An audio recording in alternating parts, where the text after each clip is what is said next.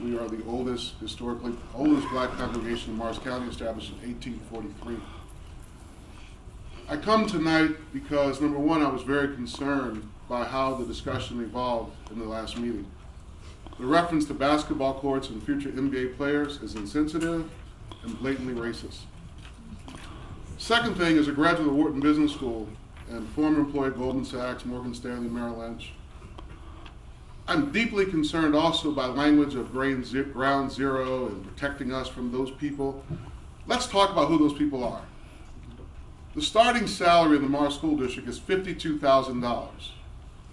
The Morris School District struggles to hire teachers because they have to commute from Pennsylvania or as much as 50 miles away to teach our children. Who are those people? Those people are the school teachers, our kindergarten school teachers, our primary school teachers. We have a high turnover rate in the Morris School District because it is unrealistic for a new mother to travel that kind of distance back and forth to teach our children where we don't build affordable housing in our communities. Who are these people? These people work for the Sheriff's Department. They work in law enforcement. Police officers who protect us during the day, but then have to commute to get back and forth to work. They're first responders. They're volunteer firefighters. Talk to your fire departments and ask them, how are we doing with volunteer firefighters? People can't afford to volunteer in this community because it's so expensive to live.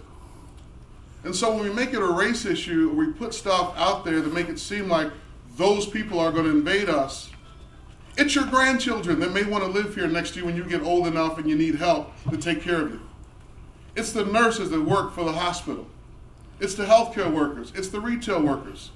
So let's be very careful about the language we use when we talk about these people and ground zero and be protected from. Because these are the very people that serve us, protect us, and care for us. They're the volunteers. These are the people that we count on.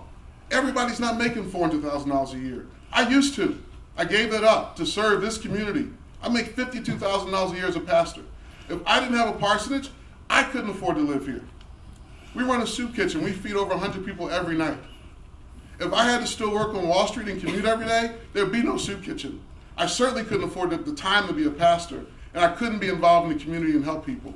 We need people to live in this community, make it a livable community. So let's be very careful in the language we use and how we discuss this issue, because these people are probably going to be your relatives.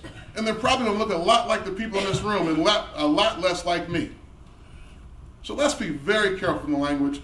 Let's not fall into this national divide that we have in this country where we're blaming immigrants, and yet 30% of undocumented immigrants come from China, so building a wall can't stop Chinese people from coming illegally. We have to stop this race baiting. We have to stop it. And I applaud this town council for doing what you have to do to build affordable housing in this community. And I really wish we wouldn't play this Republican-Democrat game and divide people and confuse people. This is local politics. This is about fixing potholes. This is about building communities so our kids can play football and baseball, and maybe my son will play basketball. And just maybe his basketball court might be a little too close to where you live, and I'm sorry, but he won't hurt you. He's a nice kid. Thank you.